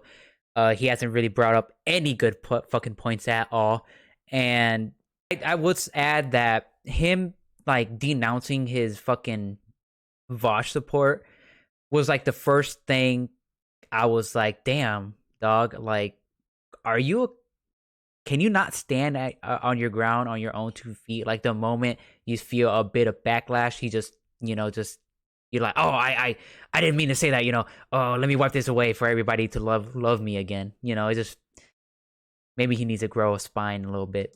Given that Xander Hall is the reason I'd found Professor Flowers in the first place, all the way back in August, through a video response she made to him, where he was, you guessed it, saying more dumb shit. I think that a leftist who used to be a reactionary and is now progressive is a more effective leftist than someone who's been a leftist their whole lives. I will die on that hill. And you know why? It's because people who used to be alt-righters, people who used to be Nazis, they heard all the arguments, all the beliefs that Nazis and alt-righters have. And in the end, they still realized it was all wrong. I agree with this to a certain extent. I do agree that like white leftists now that were actually like part of the alt-right or like more reactionary back in the day, but they realized they were wrong and they turned back. I do agree that they were probably a lot better at debating and talking against alt-righters because they know the talking points. But the reason I disagree with that as well is because B, the talking points could change and you're just gonna keep your mind on it. And C is that as people of color, we have also already heard those talking points. We've been hearing those talking points our whole lives since we were born in the United States. And sometimes we even had to debate our own existence at certain times of our lives. So I agree with this to a certain extent. I agree with it when it comes to like white leftist, but I disagree with it when it comes to like overall leftists, like in general. Do you think that we haven't? So it feels very full circle, you know? Never change, buddy. Debate bro lol cow destroyed once again in the marketplace of Joe Mama. I'm joking, by the way. Please don't take any of this seriously. If you think political content creator beef is interesting in any capacity, you need to go outside. But first, stop watching debate streams. Stop it. Stop. Anyways, that's it, everyone. Hope you liked it. Sorry if it was a bit harsh at points, but, you know, I just tried to be honest. So now that I've said all that I need to say, I can finally retire from Debate Bros discourse. For real this time. And you have no idea how happy that makes me. I'm free. Free at last. I am willing to come on to any streams to discuss specific disagreements with claims that I made in this video, but make a list with timestamps and have it ready, or I will leave the call. Other than that, leave me alone forever. Thanks. But one more. Should I talk to him about Professor Flowers? Should I? If you comment down below, I only got one viewer right now, but if anybody else comes in during this time, comment down below if you think I should debate him. I'll just only talk to him about Professor Flowers because I don't want to debate like fucking against Xander Hall, because Xander Hall can debate himself. He's a decent debater and he can do that. And I don't want to debate against him against Vosh because Vosh is a really good debater, one of the best, and he can do it himself. And B, he already did it himself and he already debated Noah off this. But the reason why I kind of want to debate him only on the Professor Flowers situation is because I think I found the clip that he wanted with the timestamp about her making white people equals colonizer type shit that he wanted in this video. But I don't want to do it as well because I don't want to talk about another person like behind their back. It feels a little weird, you know, talking about another person when that person's not even there. But if I will if you guys want to. I will. There's currently about 100,000 people in Hawaii whose water supply has been poisoned with jet fuel by the US Navy and their Red Hill fuel storage facility. On November 28th, Sunday, it definitely smelled like I was in a gas station pumping my gas in my car. That's how I knew something was wrong. Not only is the Navy refusing to do anything about this, but they are actively sweeping the problem under the rug by lying about further water contamination, and just a few days ago filing a counter lawsuit to keep the reserves open after the state of Hawaii ordered them shut down. This has been years in the making, but people first started getting sick in December, just 3 months ago, and now no mainstream sources are covering it. Please click the first link in the description of this video. It'll take you to a webpage with instructions on writing a letter to the Department of Defense. They've made it pretty straightforward and there are templates and talking points. Talk about this with the people around you, share that link, and follow Oahu Water Protectors on Twitter to stay up to date with everything going on. It's a mass poisoning of indigenous people and land by an imperialist military power, and we don't like that on this channel. All right. Thank you so much to my patrons, as always. I'll try to be faster at videos. But... All right, so that's that whole video. Oh, wait, is there more? You might colonizer, I'm using it as a dog whistle for white. Dog whistle for white. Castrated whiteys. If anyone says Vosh is wrong, they're defending genocide. If anyone says Vosh is wrong, they're defending genocide. Damn. I have no problem with black creators getting really big. However, whiteys who just refuse to disagree with women of color. You're either anti-genocide or pro-woke genocide. You're either pro-genocide Beat's not that good, but still anti-genocide or pro-woke genocide. If anyone says Vosh is wrong, they're defending genocide. Noah Samsen, the coward doesn't seem to care. Doesn't seem to care. Castrated whiteys. I have no problem with black creators getting really big. However, FD signifier is I have no problem. Whistle for all right, that's the whole thing. All right, so what did we learn? We learned that Noah Samsen wasted a month of his life on this because this was very, very spite driven, and it had so many flaws in the fucking video, you know, and it could have been a lot better, but it wasn't. So bad video, one of the worst videos I have ever seen in my life. Not that great, kind of funny at some points. Writing was terrible. Good editing though. I like the editing, but other than that, bad.